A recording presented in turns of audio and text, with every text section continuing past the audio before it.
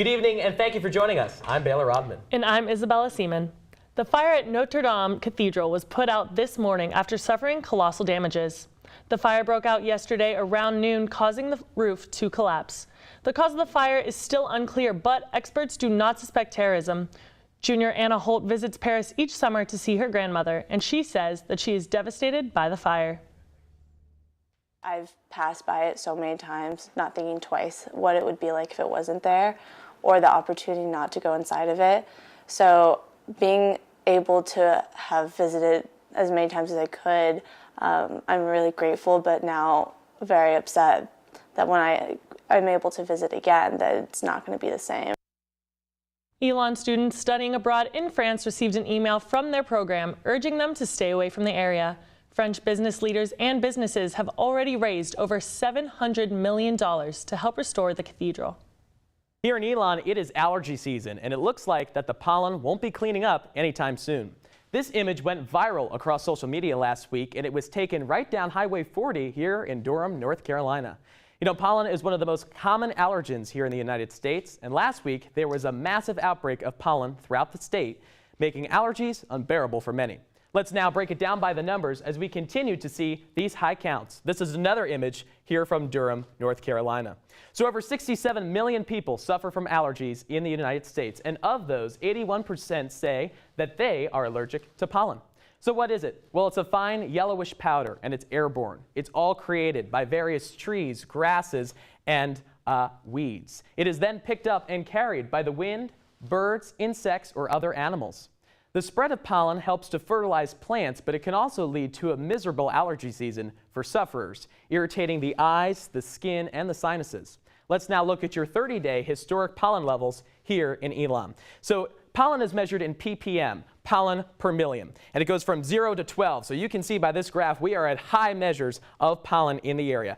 In the last few days, it has dipped a little bit, but you can see at the end we are on the rise. And looking at your 5-day pollen forecast here in Elon, it's going to be a tough one. We're in the 11s, almost close to 12 on Thursday, and so we are at severe levels of pollen throughout the week. By Saturday into the weekend, we should be at that moderate level. But to prevent yourself from pollen, make sure to take your medications ahead of time and make sure to keep up with them daily. Some medications work better than others depending on the person, so have that conversation with your doctor.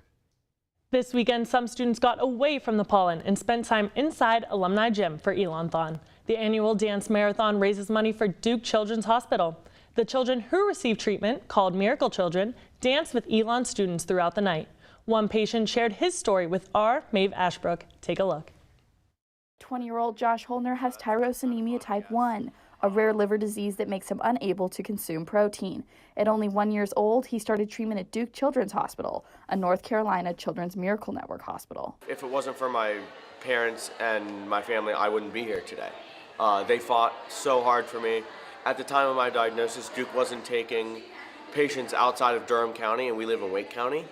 So we got on the phone with Duke and we just begged and begged and begged. 12 years ago, Josh became a miracle child at Elon University, and he's attended ELONTHON with his family ever since. His father, Mike Holner, says when Josh leaves ELONTHON, he can't wait for next year. When Josh is here, he's in his element. He is with family. He feels like he belongs somewhere. He feels like he has a purpose. Josh and his family both say their favorite memories from ELONTHON are with Leah Martinelli, another miracle child who died in January. Josh says he knew Leah for close to 15 years. She just tried to be positive like 100% of the time, and I've just tried to live up to what she wanted to live up to as well.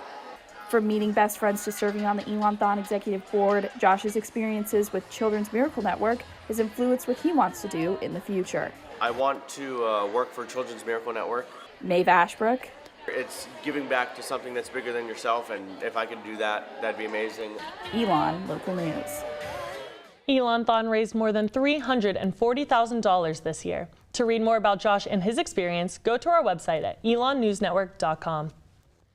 That's all the news we have for you today. Thanks for joining us. For all the news you need to know when we're not on the air, check out our website, elonnewsnetwork.com, and follow us on social media at Elon News Network. Have a great week, Elon.